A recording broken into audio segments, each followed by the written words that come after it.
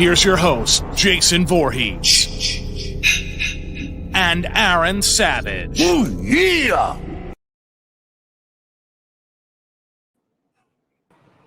Hello, everybody, and welcome to another edition of the Sports and Metal Podcast. We are your hosts. This is Aaron Savage. With me, as always, my partner in crime, Mr. Jason Voorhees. What's going on? What's going on, Jay? How you been? Doing great. You had a good week? I did. Good, good. We got a very special guest. I know we're excited. As LA metal fans, we're super happy to have him. He's the frontman of legendary LA metal band Stepchild. You know, they've played Gazaris, Whiskey A Go-Go. They've toured with many other musicians from the scene. They've recently reformed. They're touring this summer. Please welcome lead singer of Stepchild, Kevin Jones, to the show. What's going on, Kevin? How you doing? How are you, man? I'm excellent. Thanks for having me. Awesome. So, why don't you give us a little bit of background about you and the band? Why don't we start there? Stepchild was a pretty prominent band in LA and Orange County back in the early 90s. And we played some of the places that you mentioned.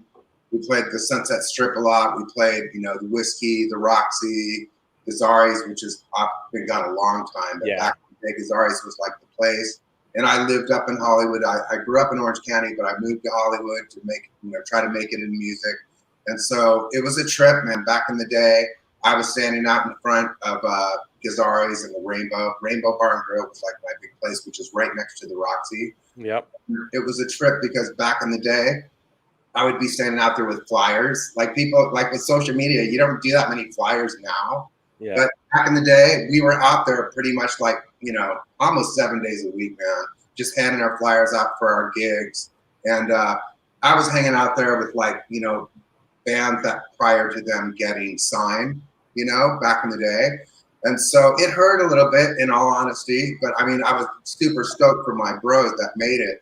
But like Bret Michaels and I and CeCe DeVille, the guys in Warrant, all those, a lot of those guys back in the day, we were all out there hustling, putting flyers out, and then when, we'd be out there earlier, and then we would go to the Whiskey or the Roxy and we'd see all the bands and we'd meet people, tell them about our show, give them a flyer, maybe give them a free ticket, whatever that we had to do to get people there. And then we would all end up at the Rainbow Bar and Grill roughly around 12:30. That would close at 2 o'clock in the morning. And then everybody in the LA scene would go to a place called the Rock and Roll Denny's. It was just a crappy Denny's like in Hollywood. And we would go there and we would be there till like 4 o'clock in the morning. Those days were absolutely crazy. Like everybody just lived and breathed music and the scene was thriving. The LA scene and the Sunset Strip is not what it used to be. It's still going on. But back in the day, back when Stepchild started, it was amazing. Yeah, I had the pleasure of hanging out at the Rainbow maybe in 2005. I mean, obviously it wasn't at the time of that scene, but it was, for me, it was like standing on hallowed ground. It was still awesome. There was still rockers hanging out and all kinds of different types. It was an awesome time, you just being, where, Axl Rose sat at that table, So, I mean, it was awesome. I know all the stories of all the bands back in the day with the flyers, putting them, you had bands putting their flyers up on telephone poles and billboards, and then the next band would come and cover those flyers, and then the next band would come and cover those flyers. So it was like flyer wars and pre-social media times. Yeah. We used to go out with the glue and hit the freaking, the street signs, and like where there was abandoned buildings, they'd do exactly that. And we'd paste on top of theirs and they'd paste on top of theirs. Yeah. I mean, they were on the light poles and people were out there hustling hard to get known and get, to get there. Yeah. That's awesome. I'm a huge fan of the Strip. So tell us about when Stepchild got started. So Stepchild. So have you guys heard of the freaking my bros Steel Panther? Of course. Okay. One of my favorite bands. Steel Panther, Michael Starr, the lead singer, he's one of my best friends and has been since we were kids, since we were teenagers. And so back in the day in Orange County, which is where Michael is from, Aka Ralph Sains is his true name, but Michael Starr stage name. Ralph was in a band called Nightfall in Orange County. The guys that were in Nightfall the nucleus and the rhythm section of Nightfall was doing excellent in the Orange County scene prior to Stepchild forming. And they had all the labels looking at them, and it didn't end up going their way. And I got a phone call from Scott Griffith, which is the leader of Nightfall. Not leader, but the main guy. Ralph was the front man, and Scott was kind of like the businessman and the backbone of the major songwriter of the band. And he was like, "Hey man, it looks like we're going to split apart." And they were a little more commercial. They were a little more Van Halen, Bon Jovi, a little more commercial rock. And I've always been a little more on the hard edge. My background from my past was more like Zeppelin, Black Sabbath, Rainbow, Deep Purple. That was kind of like my thing. So I was into a little bit harder music. So Scott Griffith called me up and he's like, "Listen, I've been thinking this idea up, and like we got the name of the band's going to be Stepchild, and we want you to be the singer."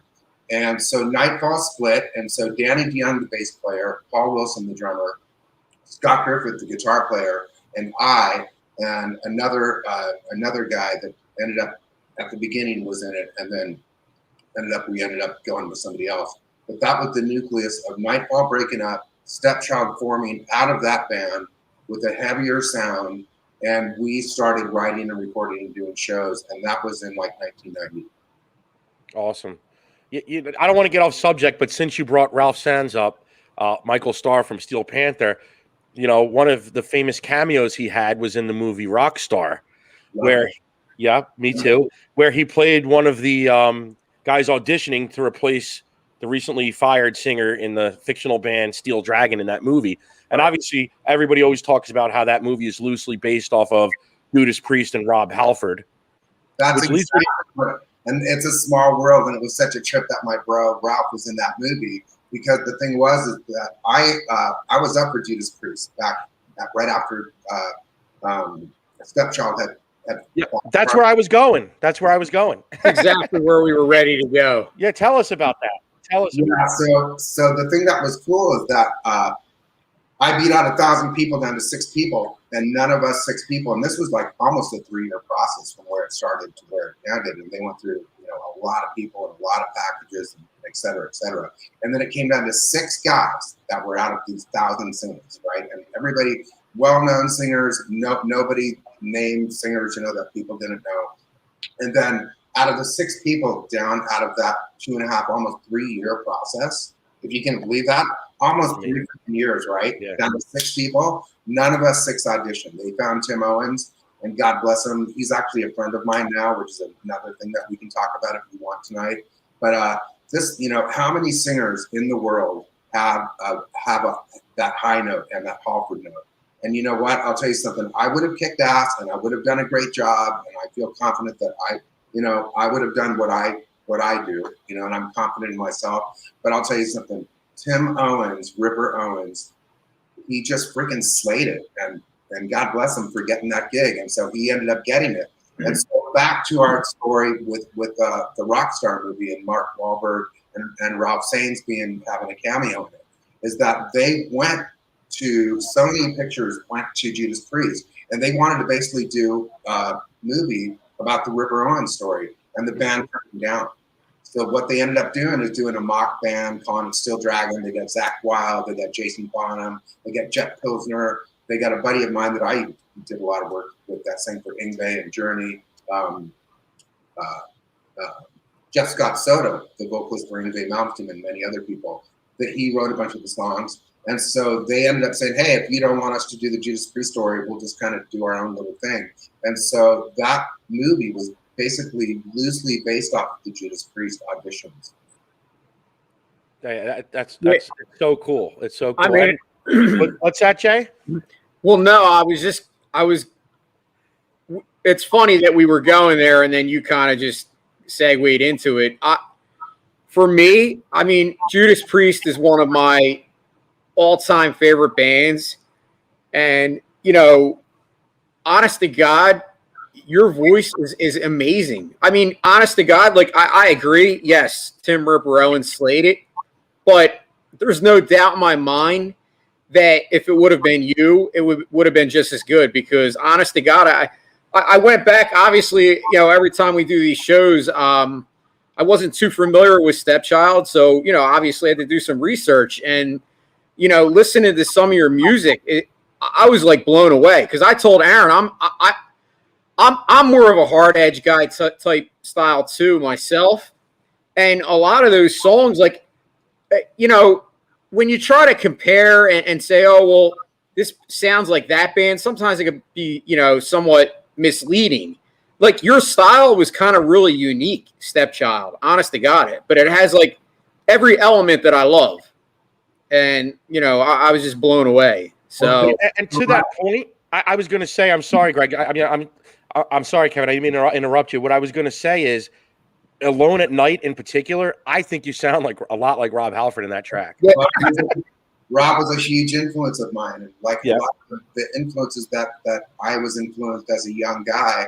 People hear it in my voice, and it's not. And I'm just doing what I do. I just sing how I sing, But I mean, my whole lifetime, I've always heard Rob Halford, Ozzy, Dio, and Axl. I've heard that like the whole time,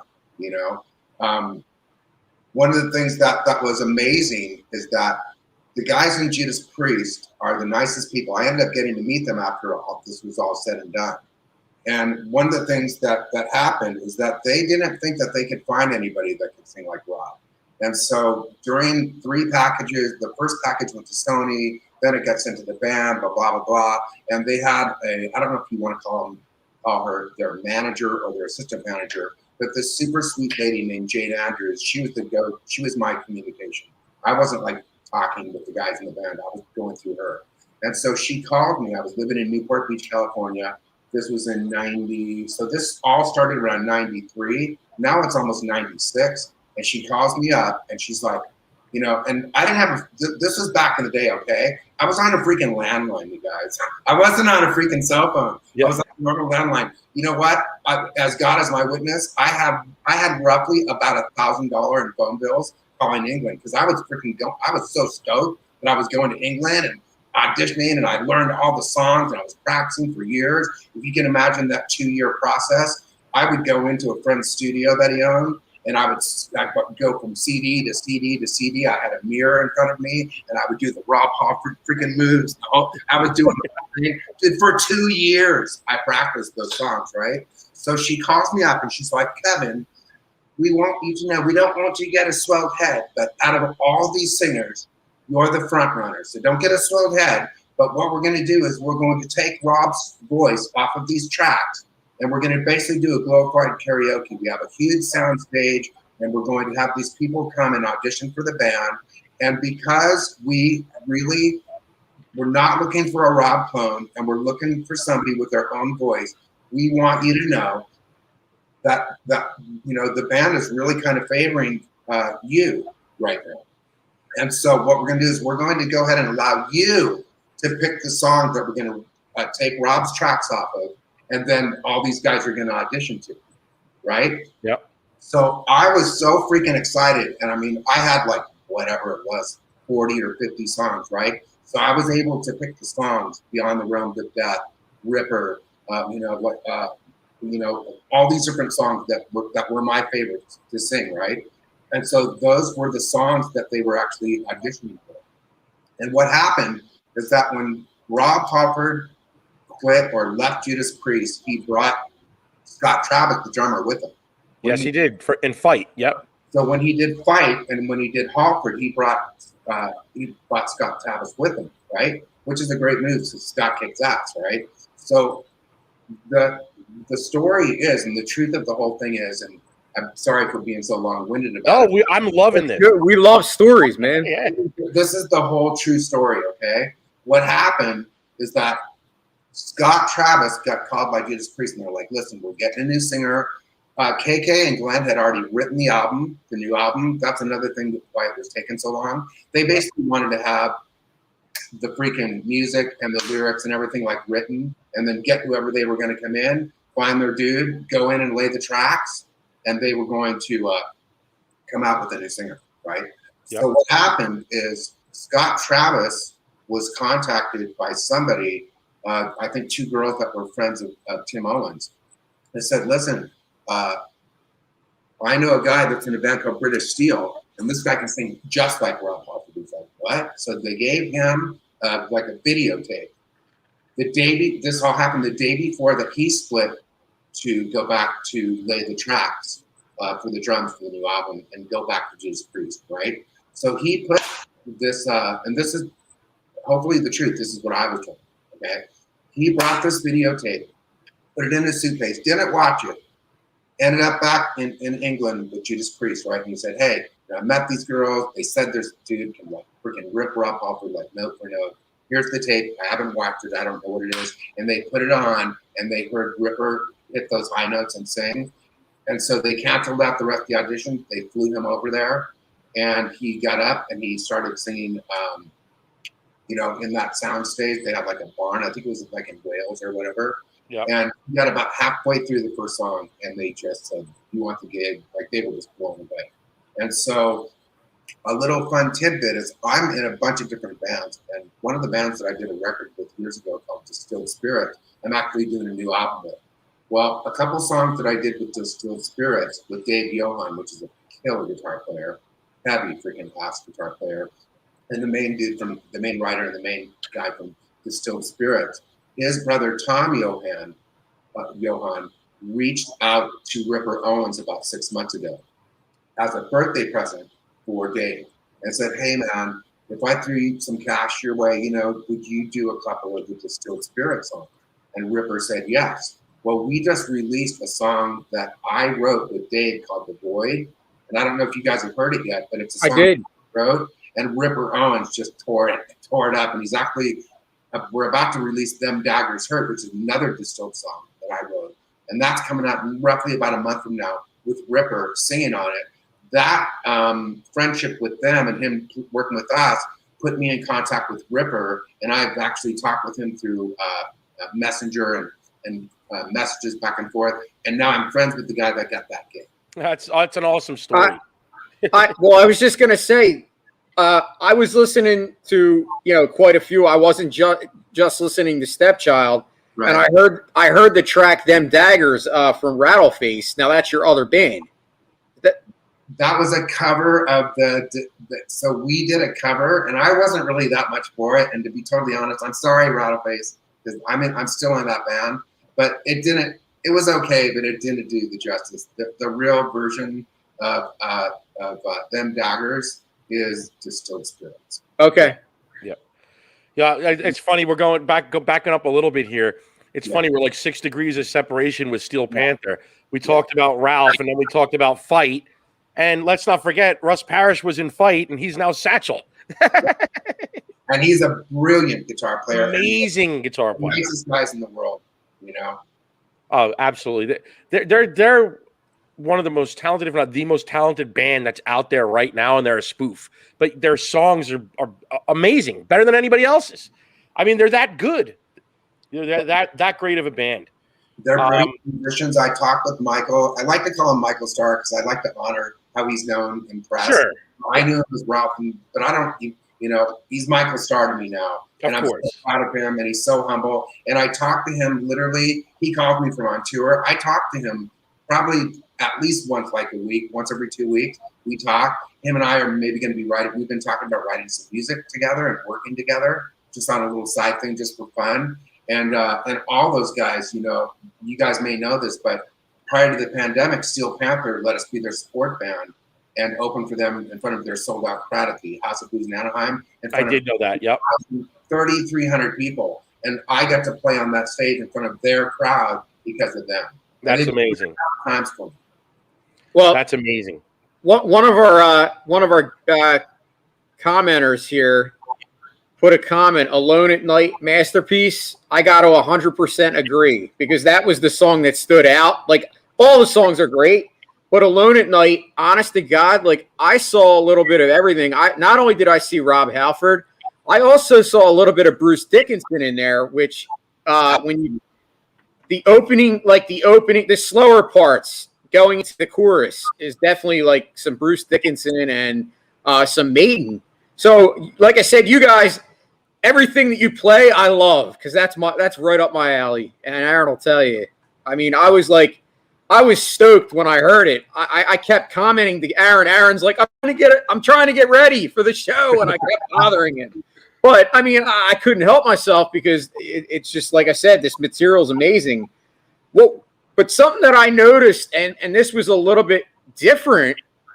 Why don't you tell everybody about the track "God Bless America" that you wrote on 9/12/2001, the day after 9/11?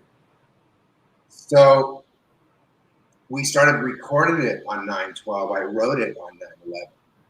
And what happened is when Rattleface, which Rattleface has done, Rattleface is a band that never really broke up. I mean, we went kind of our separate ways, and Rattleface just recorded an 11-song album that's getting ready to come out. I'm finished with it. The name of the album is called The Cross. You know, we hadn't done an album in quite a few years, and now we get back together. And so I'm really so grateful and thankful to like be working, because I'm in Stepchild, I'm in Distilled Spirits, I'm in Rattleface. I've got a solo thing that I do, and I've got other things that I'm doing in music, and I'm so grateful to to be working with these people. They're all dear friends of mine, and so this was a thing where I got a phone call in 2001, roughly in around June, July of 2001, from Ron Sachs, which is the lead guitar player of Rattleface, and said, "Hey man, I've been looking, and him and I, so back in the day with Stepchild, Ron was in other bands, Stellar Rain and some other band. We used to do shows together, so we've known each other and done shows together from way back when. And he's like, man, I've always respected you. I've always wanted to work with you. And I was wondering if you would consider starting, a band with me." And so what Ron did is he gave me pre-production of like 12 or 13 songs, and they were killer. I mean, I fell in love with the song right off the bat. And so I was living down in Sunset Beach with an ex of mine and her little girl, and the freaking towers get there. And hopefully I'm going to be able to keep it together. I can't even talk about it without getting emotional. Yeah. Okay, to this day, all these years later, just because the memory of it is that when I was sitting there watching the first tower get hit, and I was just, literally in tears. And I don't know what it was, but like this one particular ballad song, it hit me. So I had like a pretty badass stereo, right? And so I'm in one side of the room, I'm watching the freaking news with this shit going down, right? And I freaking got my CD out that Ron gave me, and I put on that music, and the tears were coming down my face. And then the freaking second tower got there, and I was just in devastation, right? So as God has always given me this gift, most of the lyrics that I've written in my life, I've written 200 songs or more in my life, most of them are like boom, boom, boom, boom, boom, and it's like there's 5 pages with them. Like, what the freaking hell just happened? Like, I'm like, okay, what's the next line that I'm going to write? They just come to me. So I wrote the lyrics to "God Bless America" while this was happening on TV, and as I wrote it, I might have maybe done a couple subtle changes, but it was literally written in like 3 minutes. That's usually the best songs, how they're written. They just come to you. Yeah, it's insane, right? Like, So I called Ron that day, and I said, listen, I've got this, and I want to come in the studio, and I want to release this. I want to bless, the families affected by this, and the firemen and the people that lost their lives, and the police, and just the people of New York.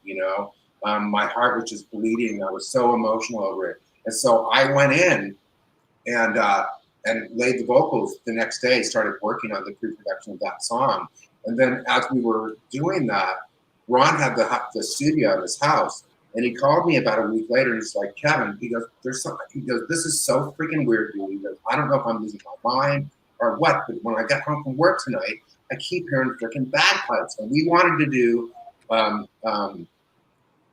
Amazing Grace, the bagpipes that the song finishes with. We wanted to do that live. We didn't want to sample it. We wanted to like maybe hire somebody to finish the song with that." And Ron called me a few days later, and he's like, "Dude, I keep hearing it. So last night or tonight, when I get home from work, I heard it again. So I get out of my truck and I started walking down my street.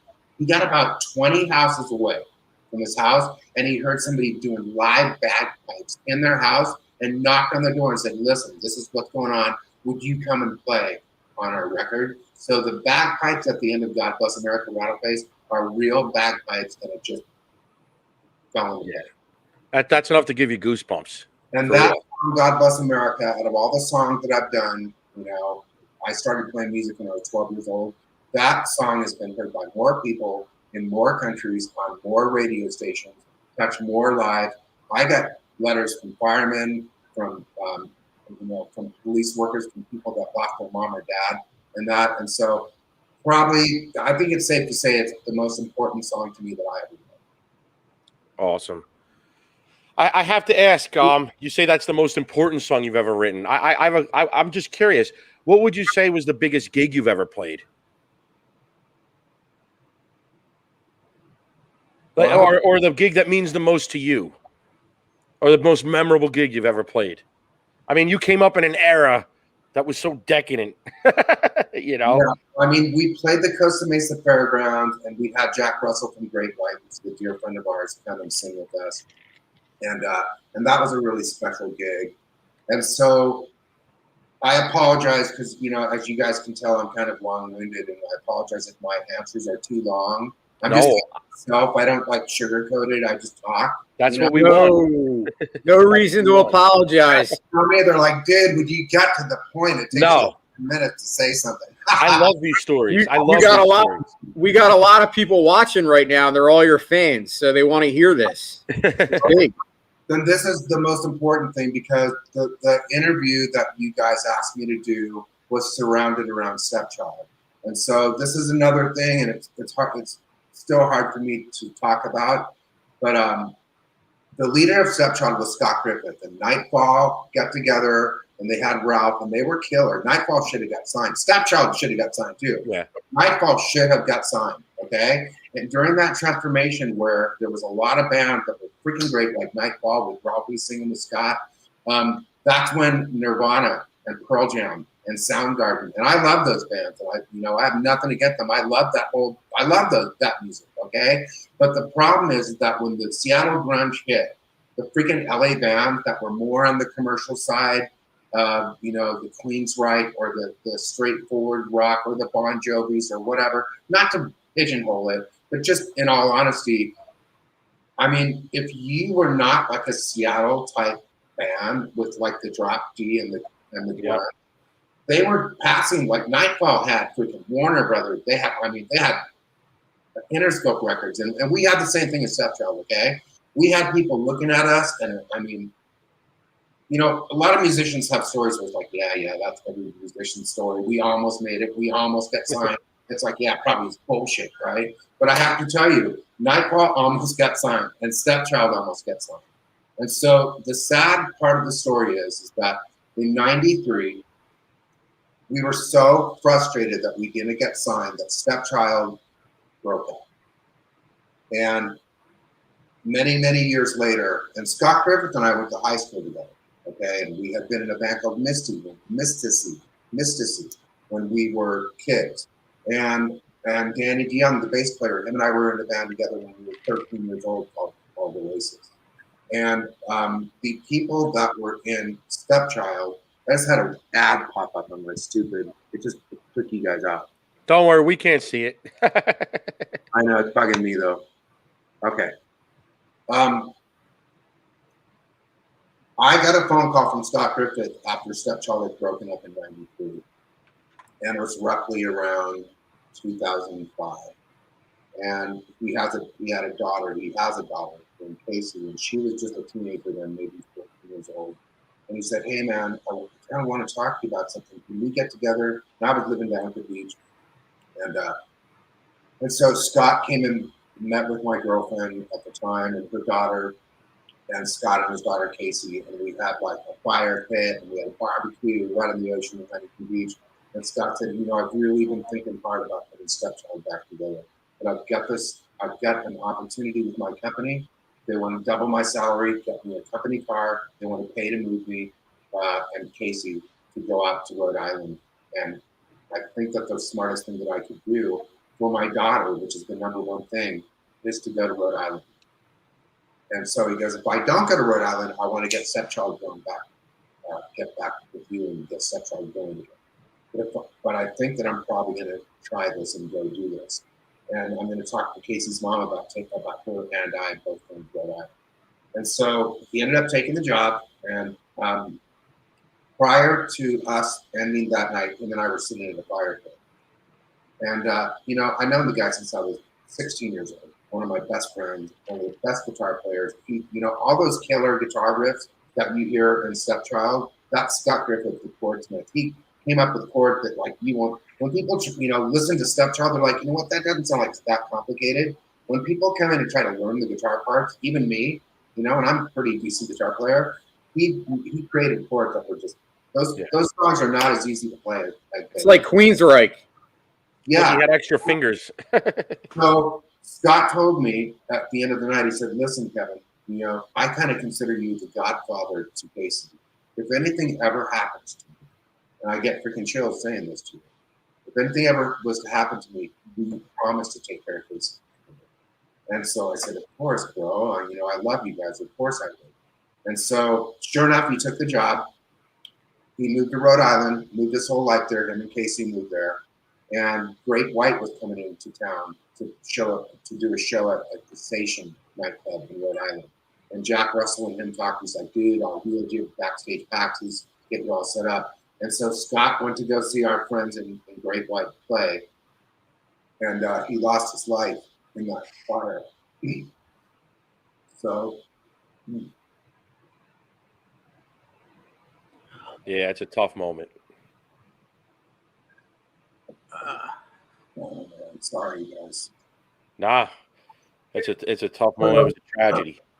So he was one of the people that almost made it out of the club, and he made it to the exit of the front entrance of the club, and people were stacked on top of him. And I've seen the video. It's tragic. I want to get too graphic, and I want this to be a fun interview, and I'm sorry, but I have to tell you something. Stepchild would have never happened if it wasn't for Scott. He was the backbone of the thing. And so what happened is that Casey flew home after he lost his life to her mom. There was a life insurance policy, and I got a phone call from a couple different friends of mine who were like, listen, and I kind of took it upon myself because of my promise to Scott. I said, hey, we need to do something for Casey. So what we did is I called the guys that were left in Stepchild. I was like, listen, I want to put Stepchild back together in honor of Scott, and I want to do some shows to benefit 100% of the proceeds going to Casey. It's going to take a while for her to get her money, and she's back there with her mom, and she's desolate, and now her dad's gone, and we were all completely devastated. So what we did is we got Stepchild back together. I want to say, and I apologize if I'm wrong, I don't have the best memory, but I want to say it was 2006. So Stepchild formed back together to do benefit shows for Scott. And as we started playing songs again, and we did a couple shows, and we got a bunch of God bless my friends in the industry, a boatload of bands came in. We did this huge show in front of 1,000 people at the Galaxy Theater. Now it's called the Observatory, but it's on Harbor Boulevard in Costa Mesa, California. It holds 4,000 people. It's a huge place. And so we were able to just pack the place. We did a couple shows. We did a couple benefits for Casey. And as that happened, we looked at each other as we were rehearsing and doing these shows, and we're like, you know what? I really think that Scott would have wanted this band to continue on. And these songs are great. And so I was able to keep this band together because of him, and that's why we came back together. That's amazing. That's amazing. I know that you have there's a tribute site to Scott. Why don't you tell everybody about it? It's www.scottgriffith.org. Yeah, so it's www.scottgriffith.org. You can find free downloads of Stepchild. There's about 8 or 9 songs there. There's about 5 or 6 songs from Nightfall. There's a band that after Stepchild broke up, Danny and him worked with the guy that is now still our drummer, Billy Cannon, and Alex Perez. That was our guitar player, Alex Perez. Let's not forget to mention Alex Perez, which is the lead guitar player on the Stepchild stuff of these recordings. And so I don't know. Maybe it would have been smarter for me. People are like, "Hey, dude, where can I buy your album?" And it's like, I don't know what it is. Maybe the smartest thing that I could have done in a business sense would have been to release the album and to make sure that Casey got like Scott's part of it. I don't know why, you guys, but it's just like there's just something so special and beautiful about Stepchild and about our story and about Scott. And so I never went out and released that album and made a cent off it. I never made a freaking dollar off of Stepchild. And we've been talking about, we've got a new lineup now and it's strong and all these years have gone by. And so at some point, I've been thinking about maybe coming out with a new Stepchild website with t-shirts, with hats, recording new music. We've got some new members and we're going to be out doing shows and all that. And if I end up doing that, which I think I am going to do, one of the first things that I do when I form like the LLC and the website is that I'll make sure that basically Scott Griffith is a full-fledged member for life, and whatever we make in proceed will always go to his bottom. But I've never really done anything financially. I just kind of let the music do the talking for itself, and I love singing the songs, and I love going out and performing them, and I love that music is never done. Awesome. That's awesome. Since we got a little somber here, why don't we back up a little bit and we'll bring the mood up a bit. We had Charles comment. No. It's a tough year for me. What's that? No, I was going to say we had Charles comment here. Biggest gig, Pomona Civic Auditorium, maybe? EVA. And I was with Stryker, the band Stryker, that I was able to sing for about a year. Their singer had like joined another band for a little while, and he had a motorcycle accident. Ben Weiner,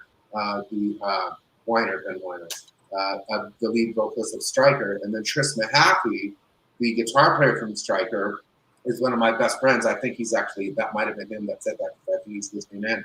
Tris makes the Mahaffey guitar amp that's behind me. You can see it right there, in the background. That's if you move the comment, Jay, we could see it. Yeah.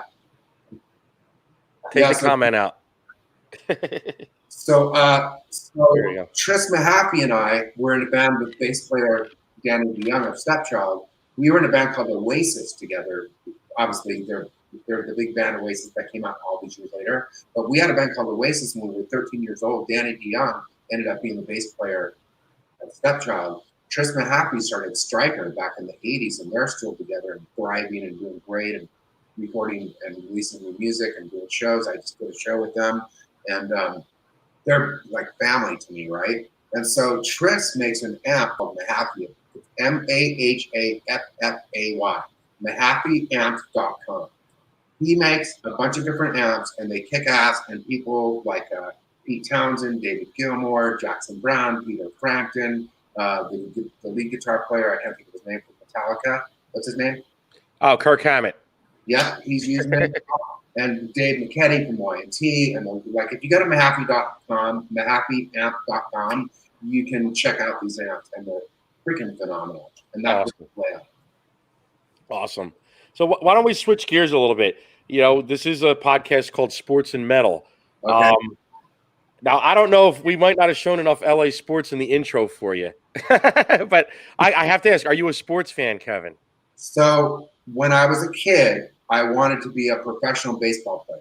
Awesome. My batting average of my last year of Pony League was .479. Awesome. I was an all-star, and I was a little guy. I've never been a big guy. And, I was the skinny, short kid, but you could not hit the ball past me. Yeah, at second base. I had 3 errors my last season. I was on the all-star team, blah, blah, blah, blah, right? And that's what I wanted to do with my life. And then when I was about 12, 13 years old, I got my first guitar. And even though I was still on all the different sports teams, I started to kind of venture. And I was doing both for a while. But I was on the baseball team, football team, soccer team, volleyball team, track and field, front soccer. Wow.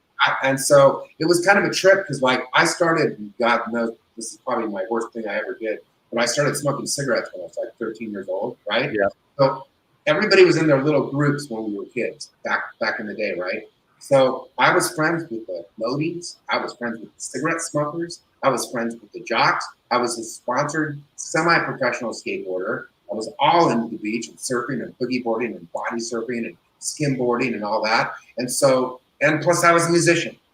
And so my band played at snack break for, 10, 15 minutes when I was like 13 years old. And so it was really great because I had my musician friends, my surfer friends, and I was on all the sports teams. And I was like the jack of all trades. But I do have to tell you that as a sports fan, it's like my family, I'm a diehard LA Rams fan. I'm a diehard California Angels fan. I'm a diehard UCLA Bruin fan. Okay, I'm a diehard LA Laker fan. And so even though I'll still like a California team like the Raiders, San Diego Chargers, the LA Oakland Raiders and all that, my mainstay since I was a little kid is the Rams, the Angels, and the Bruins. Those are like the Lakers. Did you follow the Rams even when they were in St. Louis? Absolutely. It pissed me off. It broke my heart, but they were still the Rams. But I was really, really hurt. So you can imagine how stoked that I was when they came back to LA. Yeah. I'm going to go, a buddy of mine, somebody that lives in my complex that's a Ram fan, we're going to go to that badass new stadium. I want to say it's October 24th. They're playing the Detroit Lions. Have you seen the pictures of the new stadium in LA? I have. It looks insane. And I can't wait to go to a concert there and go to a Rams game. Awesome. So, and I could tell you're an old school fan because you called the Angels the California Angels. That's it. So Not the Anaheim Angels. Nope. That's it. Yeah. So you What's that, Jay? well no so you like the LA Rams. I know another metal guy that's a diehard LA Rams fan. Okay. Phil Sandoval. You might know him. That sounds really familiar. What band is he from? Armored He Saint. was an Armored Saint. Oh, He okay. still is, yeah. Yeah, actually, I'm an acquaintance of his, okay? And, I sent you guys this laundry list of all the bands that almost picked me or looked at me, right? But what was interesting was, that's John Bush's band, right? Yes. Yes. Yeah, so that band freaking kicks ass. I love that band, and I love John's vocals. And so is he the guitar player? Yeah, Phil. Phil is one of the two. Yeah. We actually had Phil on the show about a month ago. Oh, did Yeah. you? Yeah, What- and his brother is the drummer. What's his name? I'm drawing a Gonzo blank now, Sandoval. Jay. Okay. Gonzo Sandoval. They're Oh, brothers. I think we lost Jay for a second. Anyway, go Gonzo. on. I freaking dig Armored Saint. They kick ass. Yeah. When I was up for Anthrax, they were looking at me, and I'm so bad. I think the guy's name is Danny, the shorter guy that ripped guitar, not the dude with the goatee. I'm so bad, you guys, about names. I apologize. But you know the dude that rips guitar in Anthrax that has the goatee? Oh, that's Scott Ian. Yep. Yeah, Scott. Well, the other guy, I want to say his name was Danny, he literally had called me. He's like, man, Todd Cashman from Cashman Enterprises in Hollywood, you come really highly recommended. And Anthrax is looking to we want to go metal on this next album, like in our new career, right? And we've heard your voice, and we're really interested. He goes, so we're in Burbank at a sound studio. He goes, listen, I got to tell you, dude, we're bringing in John Bush tomorrow, and it's like we're kind of locked in. If he doesn't work out, we want to call you. Will you come up and audition? And I was like, oh yeah, I will. I'd love to, right? So sure enough, that's when John joined Anthrax and did that album. So they called me back. They're like, hey, John's our new singer. Thanks anyhow. Wish you the best of luck. So I'm like, damn, another great band that I. Yeah, that's awesome. And they made a great record. I mean, they made a few great records with John Bush, but I really love the sound of White Noise. The first record John Bush did with Anthrax, that's a masterpiece. With that guy, that's a brutal leap of voice. He's so awesome. I dig that guy. Oh, we got the Go-Go's. What is that? The Another Go-Go's. comment here. We got the Go-Go's opened for Illusion in 1979. That's true. A guy named Dan Sherbondi. Hey, thanks for showing everybody. I'm 80 freaking years old. I appreciate it so much. But back in the day in San Clemente, there was a guy named Dan Sherbondi and Sherbondi Productions. And he called me up and he's like, listen, dude, and this sounds so stupid. This is going to age me, okay? And he's like, listen, we got this band. They're all girls. I mean, now it's like, oh, big deal, We got bands like the Iron Maiden that are all girls. Yeah, they kick ass. They're my buddies too. I love those girls. They're amazing. But I'll tell you something. Back in the day, all those years ago, he said, "Dude, you got to come see these. It's literally 4 girls. It's all girls. Female drummer, everything." So we were like, "Okay, we'll come check it out." And sure enough, we watched the Go-Go's get signed like a month later. They right through the top of the world. But back in the day, it was a big deal to have an all-girl band. Yeah. Yeah, I have to say, Kevin, you're so lucky. I envy you. I mean, you grew up in a great time, and in the perfect and in the best location to grow up in that time. I mean, to grow up in LA, you know, to be in the 70s and 80s and into the early 90s and the whole LA scene. I mean, it was the metal. I mean, even like the pop rock bands, like the Go-Go's we just talked about. It was just everything was going on. I mean, you think of Pasadena, Van Halen playing the backyard parties. It's just an awesome time. I mean, I'm in New Jersey, so there's a lot of cool stuff here too. You know, you got the boardwalk, that Jersey Shore scene, you know, Bon Jovi, Bruce Springsteen, Southside Johnny, you know, Eddie and the Cruisers, you know, so there's definitely a cool scene in Jersey, but being a metal guy, I mean, I love LA at that time, you know? Yeah. Well, you know how I told you about hang out at the Rainbow Bar and Grill, right? Yep. Well, where on the strip where like all the stars would go to. That's like, you know, Lemmy has a freaking statue there, and he lived right above there. I used to hang out with that guy and drink with Lemmy like for freaking years, right? And if it wasn't for the Rainbow, like to you guys, and I'm sure you've heard the stories, but like I lived there and I lived in Hollywood, and I was there like 3 to 4 nights a week.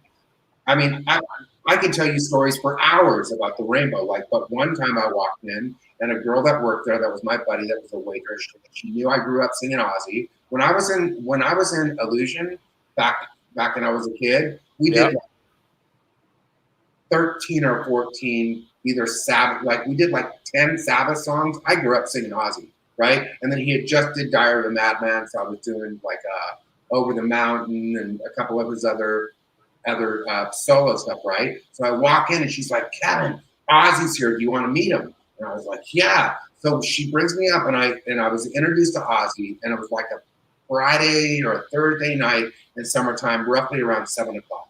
I ended up meeting Ozzy, and I said, Ozzy, I just love you so much. It's such an honor to meet you. And I grew up, I learned how to sing rock and roll, singing You. He's like, well, what songs of mine did you sing? And I was like, boom, boom, boom, boom, boom, boom, boom. And now the place is dark, and my eyes are starting to adjust. And I see some people that I know, like the guys in Rat, freaking Piercy and shit, you know, Lynch, and like some guys from Doc, and they were like all hanging with Ozzy, right? And now my eyes are adjusting, and I got the eyes of Texas upon me. They're looking at me. And he goes, well, why don't you sing me one of my songs? And he's with a bunch of chicks and stuff, right? And I'm like, oh my God. I'm in the middle of the Rainbow restaurant, right? And I was like, dude, you know, now or never. Like, either grab your, you know what, and give her what you got, or you don't, or you wimp out, right? Yeah. So I didn't close my eyes. He was sitting down. I was standing up, and I acapella Tomorrow's Dream in front of Ozzy.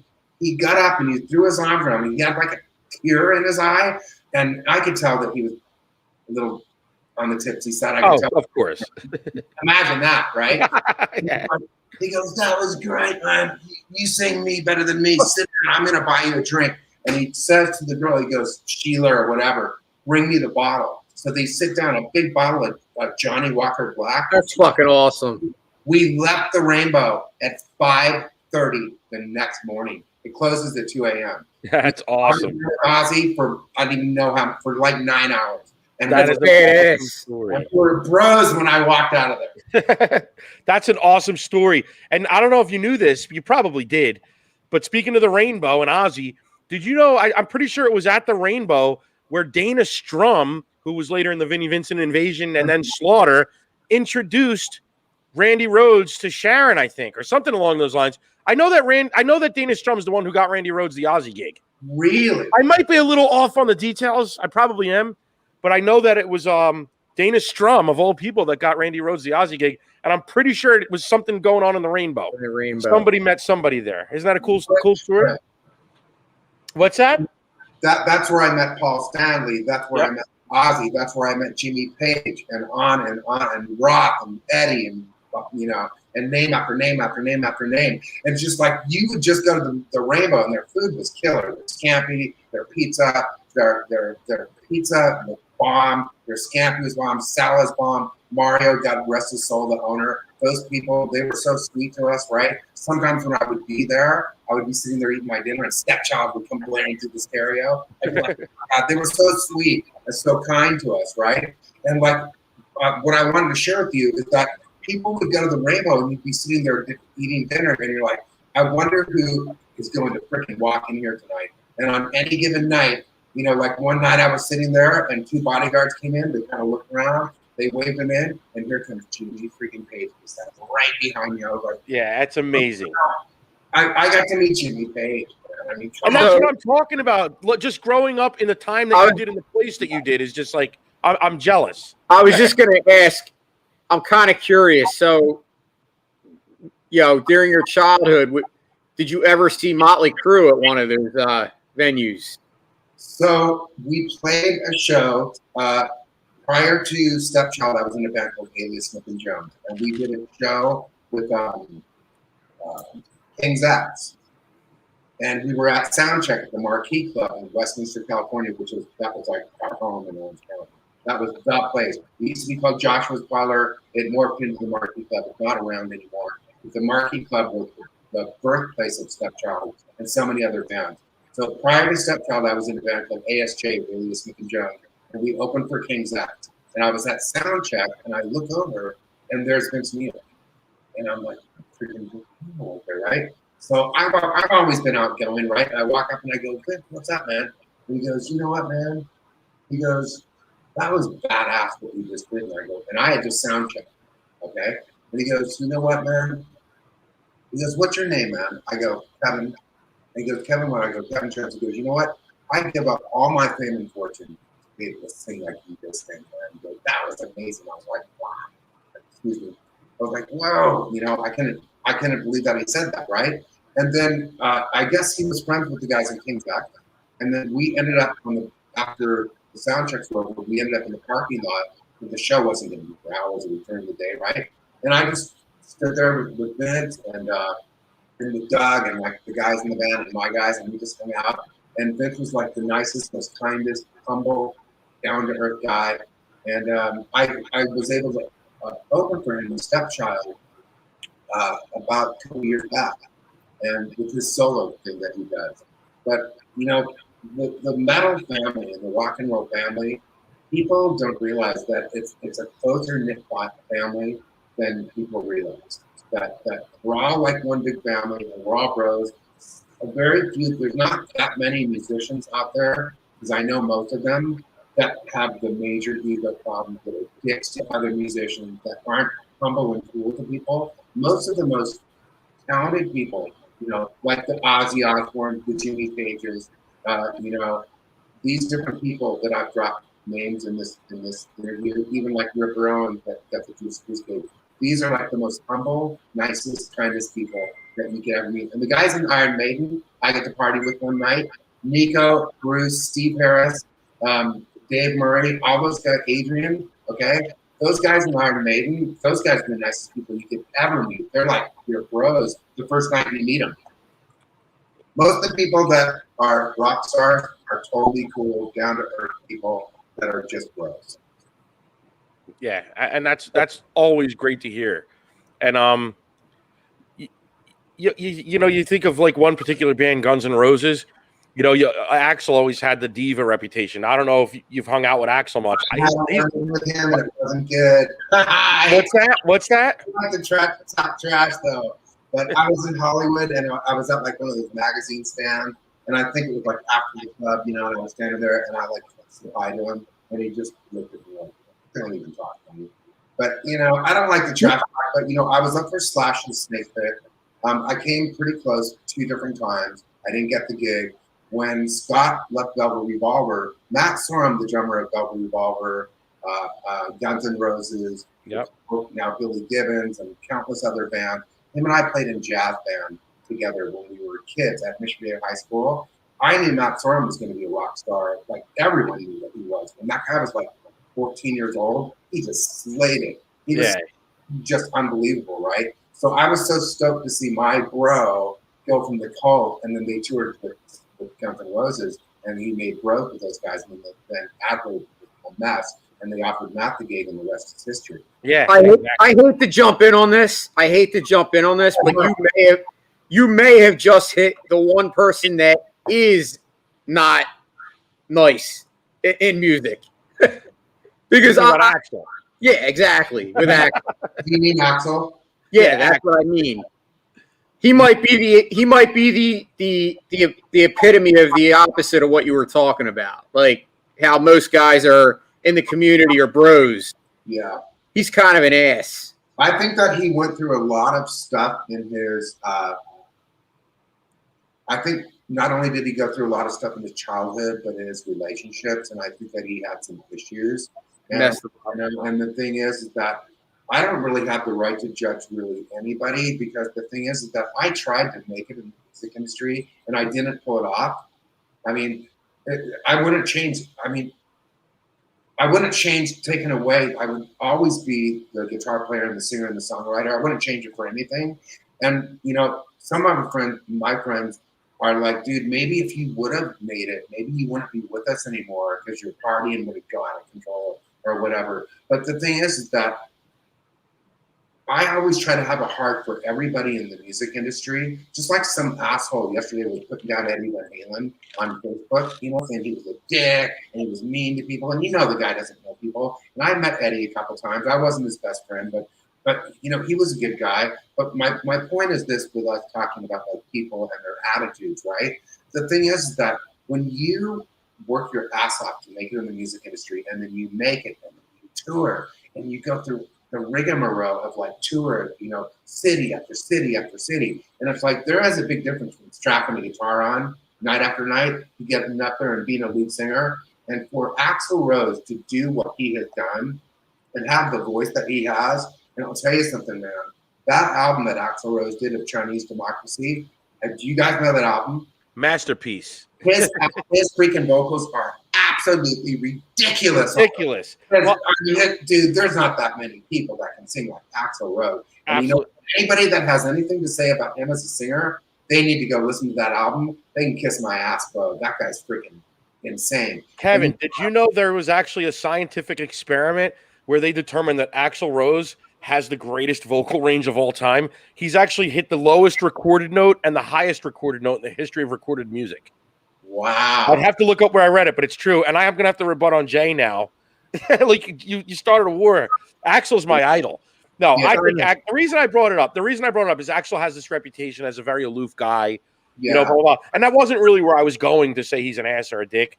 I agree with you, Kevin. I think he went through a lot. Close to him that are in his circle, that are buddies with him. He's probably the nicest guy in the world. Yeah, know? And I know that. I've heard that. I've read it. People think he's a sweetheart, and I think he's matured a lot. And I agree with you. Like, if you know Axl's history, I mean, he went through a lot in his childhood, and that's the things that made Axl Rose so hateable or dislikable as a person. What made Guns N' Roses so great. Right, that aggression and him being that's why Appetite for Destruction, in my opinion, is the greatest record of all time. You wouldn't have Appetite for Destruction if you didn't have everything that made Axl pissed off. He was like a screaming banshee on that record, for lack of a better thought. That knew him, okay, and they're a lot of people. My nickname is like Jonesy, and when I lived in Hollywood, one of my bros came up and goes, "Dude, did you hear about Axl and the guys?" Because we knew they were about to freaking watch, but they kicked ass, right? Those guys, and I don't know it to be. I didn't go there personally and see it, but I was told before they made it, okay, that behind where the Guitar Center is in Hollywood, which is right there on Sunset as well. Yeah. It's off the beaten path of the strip, and it's there, right? They were all living in a storage facility. They had a storage unit, right? And they took like 2x4s and plywood, and they built flats inside the thing, like bunk beds against the wall. And they were freaking living in a storage, like Welcome to the Jungle. That's a true story. I mean, these guys were going to live.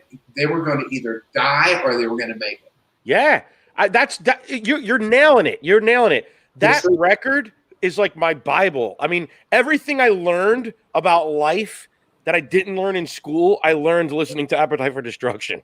Whether it was about survival, the ghetto, drugs, alcohol, relationships, You can name it, and I learned it on Appetite. I mean, that record is like an autobiographical record. I mean, that is the real deal. The real deal. The song in the album is absolutely insane, freaking killer, just great songwriting. Slash is such an amazing player. Duff, I mean, the songs, the musicianship, the guitar playing, the bass, the drum, the vocals are insane. And what a phenomenal album! And they literally told the truth of the grit, the pain, the sorrow, the drugs, the women, the alcohol, the freaking you can't have a better album than that. And I guess going back to my point about the brotherhood, I was talking about how Duff and Slash basically play with everybody now.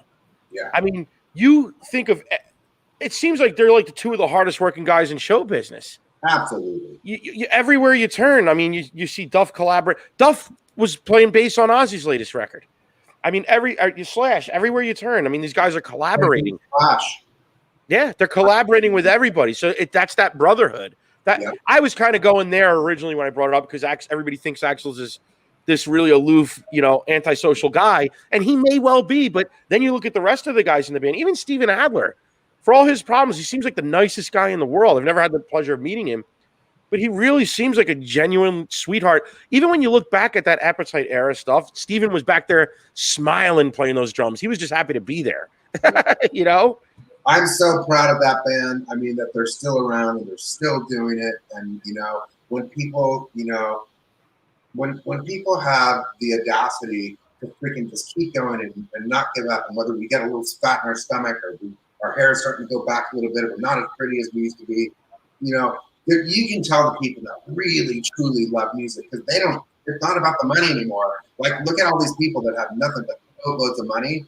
The Paul McCartneys of the world, the Rolling Stones of the world. These guys, the Rolling Stones are never going to stop playing. They'll freaking die on stage. They don't need money. They got all the money that you could possibly have. This is about the true thing. And, maybe with Guns N' Roses, and maybe it's not my business. Maybe, I don't know because I don't know. But I'll tell you something. I think at the end of the day, I'm sure that they have a lifestyle and mansions and they want to keep that cap flow going and make money, right? So there's the business side of it, okay? But you know what? For those guys, after all the years, and that album came out a long time ago, to have them back with Duff and Slash and Axl and back on stage again playing. I wish Matt Sorum was playing drums for him.